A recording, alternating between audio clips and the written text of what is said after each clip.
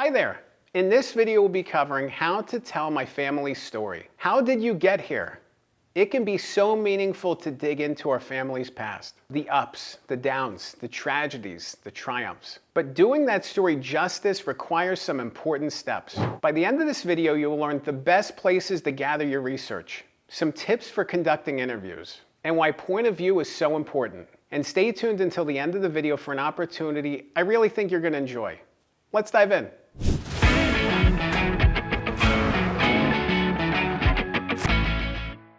Your family story is so meaningful and so important, and it's so special when you can document it and preserve it. These stories just pass down from one generation to the next. You know, think about if this one person isn't here anymore. Think about if your grandparent or your parent is no longer with us. Their stories go with them. There's so much opportunity to be able to capture those stories while people are still here and preserve them. It's so meaningful to preserve those stories because otherwise those stories die with the person who's telling it, you know, and then it doesn't feel the same the next generation down when you're trying to recreate the story. It's not the same thing. It really starts with research. Writing a family history story starts with research. What information can you gather? What information is out there? What documents are available? I myself am a book ghostwriter and I actually help people tell their stories. And it's interesting sometimes when I'm working on a family history project and these relatives will have written books themselves on their family story. It's all there. And a lot of it's just like minutia and unnecessary. Going into my day-to-day schedule in 1936, like, what does this mean? Like, this doesn't actually mean anything. So research isn't just about gathering, it's about really scrutinizing the information that you gather to recognize what's important, what actually matters.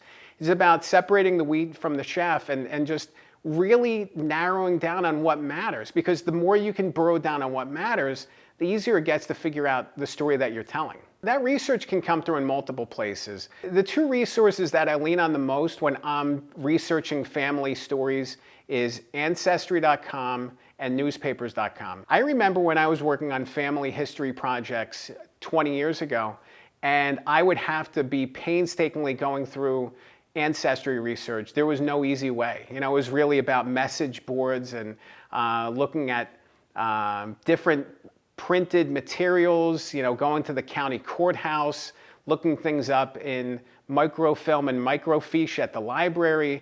It was painstaking and difficult. And through these two resources, along with other ones online, it's really simplified things. You know, another thing to think about is Sanborn fire insurance maps. In the early 1900s and the late 1800s, maps were made of different buildings across the country, especially in populated areas. And it's really meaningful to be able to look at those things and see how our world has transformed. But you can really see the development of cities and towns and streets. And how did the street operate? You know, what was the landscape? I think about one project I was working on recently, and it involved this area of New Jersey where Thomas Edison's factories were located.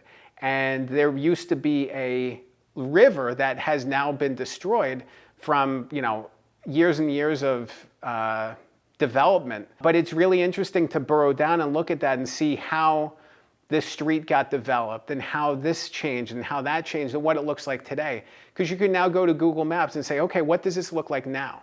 So you can actually go back in time and look at what your relatives' locations of residence look like back then. There's opportunities to really kind of map that out, which just changes the game. So there's so much information available just at your fingertips that you might not even be aware of. On Ancestry, there's census records, there's city directories, there's yearbooks, there's cemetery gravesite information. You know, you can really do a lot of great research just from your house now.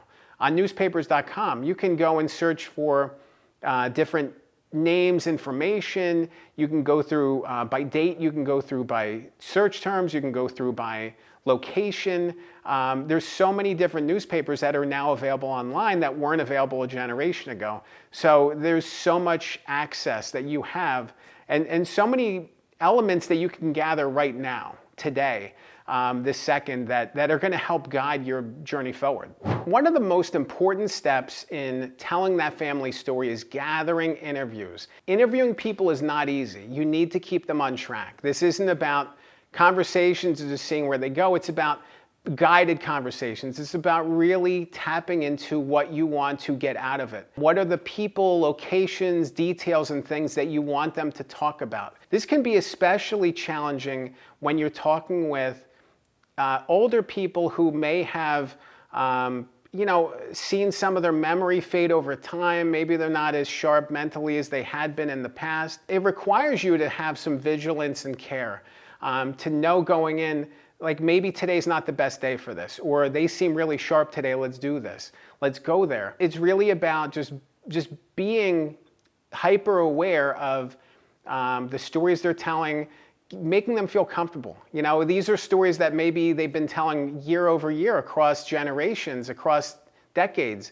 Get them to tell that story so you can document it, so you can preserve it. It's not just about the oral history, it's about getting it down. And a lot of times too, when you think about research, one of the coolest things I've seen is, different libraries or churches or other places, they will actually record people's audio interviews. And you can find some of these online as well. It's really neat to be able to see that where, somebody in their 80s, maybe in the 1970s or 1980s, sat down for an interview, and that information is available. When you think about the stories that you need to include in this remembrance, and you think about those things that just carry forward across the generations, it's about teeing them up when you're talking to them. Oh, tell me about this, tell me about that. Just being super interested because you are interested. The more interested that you can get them, the more interested they're telling it, the more interested they're saying it in the way that's going to resonate on the page. Like, you want it to really capture their heart and their energy and their spirit. It's just so meaningful to be able to ask the right question to elicit the answer that you need.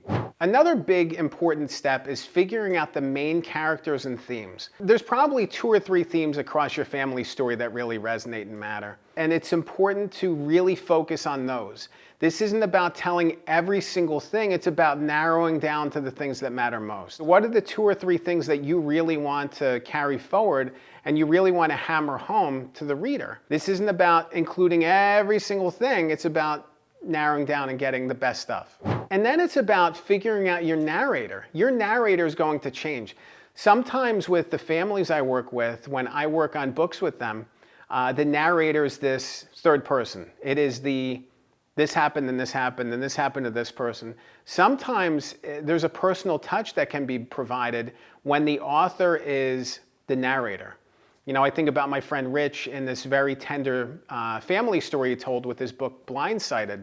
We were telling the story from one generation to the next, from one section to the next, and he added so much personality and personability by changing the things from John did this to my dad did this, to flipping it, to making him connecting the people in the story to my grandfather, my father, and seeing how that just personal touch really came through. So when you think about point of view, that point of view is so important. It matters so much. And sometimes it's just simply third person. It's, you're not telling it based on your relation to the person you're writing about. Then other times you are. And it's really neat when you can think about it in those terms.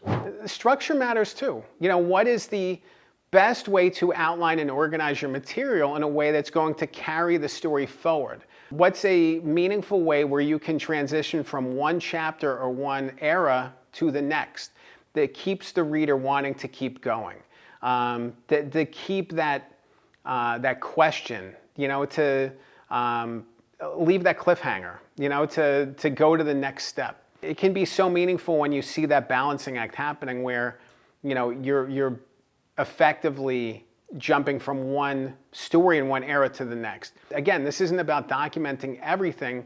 It's about figuring out the best story and the best stuff, the best material. You want to breathe life into these stories from the past.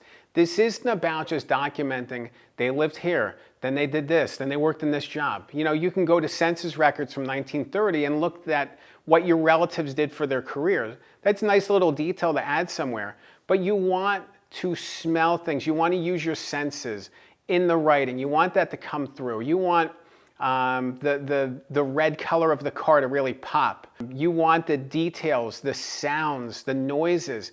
You want those sensory details to really come through, you know, and you want them to come through as much as you can through the interviews and the research and other things, but you want to do it in a realistic way. You want to do it in a real way. You don't want to embellish and add stuff that's not supposed to be in the story, because the reader's going to say, I don't really trust this.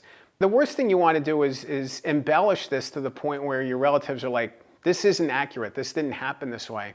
You want it to be true to what you know and what you believe, and from there you can only go so far. You want to really keep it in those bounds, but let those vivid, rich details tell the story. Those are the things that are going to carry this forward and resonate and draw the reader in, because you want to take them back to whatever elements, details, or era that you're talking about and the people. You want them to see these people, you know, how tall they were, the kind of hair they had, how they walked. All these things can come into play, but it's so important to pepper those sensory details throughout the book to really draw the reader in. If you're interested in learning more about how to tell my family story, there's definitely another video I want you to check out that I recorded. I'll link to it on the screen. It's called How to Write a Family History Book.